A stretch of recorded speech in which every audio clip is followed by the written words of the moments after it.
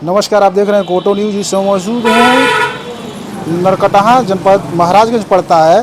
धर्मात्मा निषाद जो निषाद समाज में और दबे कुचले जो लोग थे उनको संगठित करने का प्रयास करते थे, अब इस बीच नहीं रहे हैं। उनका पीड़ित परिवार है। आइए हम जानने का प्रयास करेंगे कि जो आश्वासन दिया गया था, क्या वो आश्वासन की पूर्ति हो चुकी है कि नहीं हुई है। कौन कौन सा आश्वासन था? आश्वासन सा मान लीजिए कहे थे कि एक नौकरी और एक मकान 25 डिसमिल ज़मीन, और उसके बाद में एक उनका 5,000 रुपये महीने का, ये कहे थे 4 ऑप्शन में से। कौन कहा? ये डीएम ने कहा था, अनुजा ने, यहाँ के वर्तमान डीएम है महाराजगंज जिले के, उन्होंने कहा था। जो आश्वासन आप बता रहे हैं, क्या वो आश्वासन आपको मिल गया कोई इसमें से? अभी तक तो कुछ नहीं भैया, केवल लीपापोती चल रही है। लीपापोती चल रहा है जी। ये जो आप प्रथम तहरीर दिए थे तो किसके मौजूदगी में चेंज किया गया था? पहले तो मान लीजिए जो पहला था, जो मेरे भाई ने लिख करके मान लीजिए चले गए थे, चूँकि मरने वाला व्यक्ति कभी वो झूठा बोल के नहीं जाता, ये तो मान लीजिए संविधान में मान लीजिए कहता है। और ये लोग जिस तरह से मान लीजिए षड्यंत्रकारी कर रहे हैं, तो क्या करते हैं, जो मैं सुसाइड नोट था उस पर मैं न्याय मांगता हूँ, तो डीएम कहता है कि नहीं ऐसे थोड़ी होता है, ये कैबिनेट मंत्री को हम ऐसे लिख देंगे, आप तो हम उसके खिलाफ कार्रवाई कर सकते हैं। नहीं, ये जांच का विषय है, मैं इसको जांच करवाऊंगा। और बताइए क्या चाहते हैं? तो मैं कहता हूं, जब नाम गिनाता हूं कि वो पूछता है मुझसे नाम कौन कौन नाम है, तो मैं कहता हूं doctor Sanjay Nishad, engineer Parveen Nishad, engineer Shravan Nishad, एक जयप्रकाश निषाद। तो वो कहता है कि नहीं ये गलत है, आप जयप्रकाश निषाद का नाम लिख दो जी और उसको उठवाओ अभी, बाकी मैं जाँच करवाता हूँ, आप लोग चलिए, किसी से बोलना भी मत, ऐसा बात भी बोला। तो भैया मैं तो तुरंत आके लगेज बोल दिया मीडिया वाले के सामने कि मुझे ऐसा कह रहा था, अगला मेरा एप्लीकेशन चेंज करवा दिया।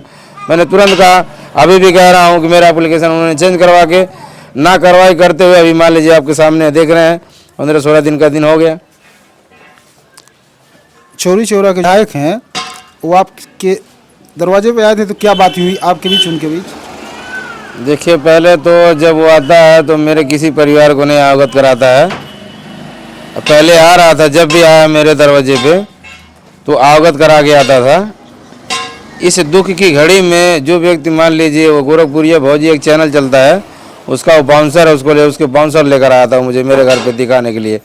ठीक है, वो अवगत नहीं कराता पहले नंबर। तो जैसे मैं देखता हूँ मेरी माँ यहाँ बैठी रहती है, ये छोटी वाली यहाँ बैठी रहती है, हम लोग यहीं बैठते हैं, दूसरी बात हो रही थी हमारे बीच में कुछ और।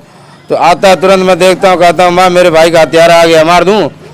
तो मेरी माँ देखती है, तुरंत लो पड़ जाती है। जब लो पड़ जाती है तो फिर मैं उसको रोकता हूँ, धीरे धीरे करके पाँव डालता है, फिर माँ से अपने में बोलता हूँ मार दो। मेरी माँ जब कुछ नहीं कहती है तो धीरे धीरे करके वो व्यक्ति यहाँ चला जाता है, मेरे माँ के पास बैठता है। माँ से मुझसे मेरे से क्या कहता है, मैं तो केवल उसको यह मान के चलिए, मैं तो बिल्कुल एकदम उसको मैं सोच रहा था कभी यहाँ से चल जा, मैं भगाया उसको, तुरंत भगाया।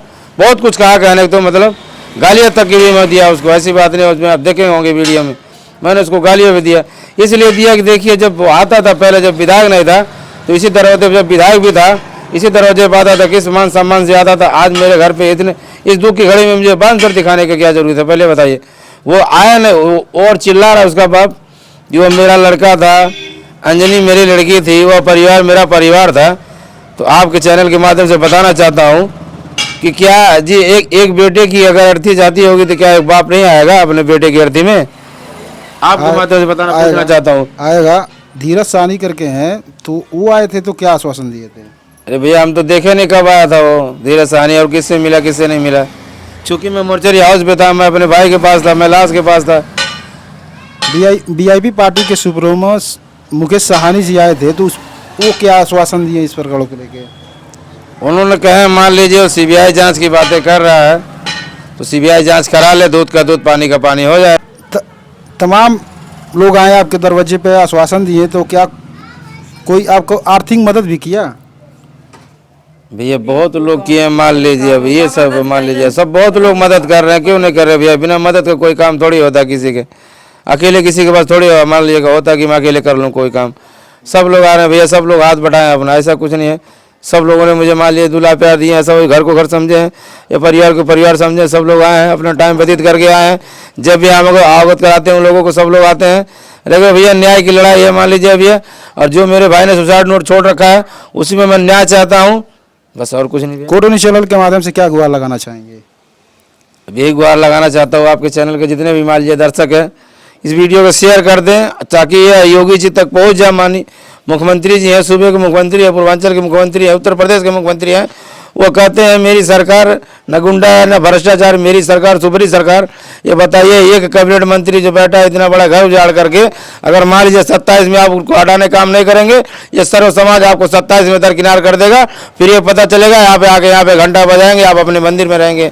माननीय योगी जी, इस परिवार को आप न्याय दिलाने के काम करिए, क्योंकि ये सर्व समाज जान चुका है, ये यही समाज नहीं जान चुका है। उस रुपयों के आप अगर लेकर बैठेंगे तो 27 में आप हाथ धो लेंगे। ये मैं कहूँगा आपके चैनल के माध्यम से।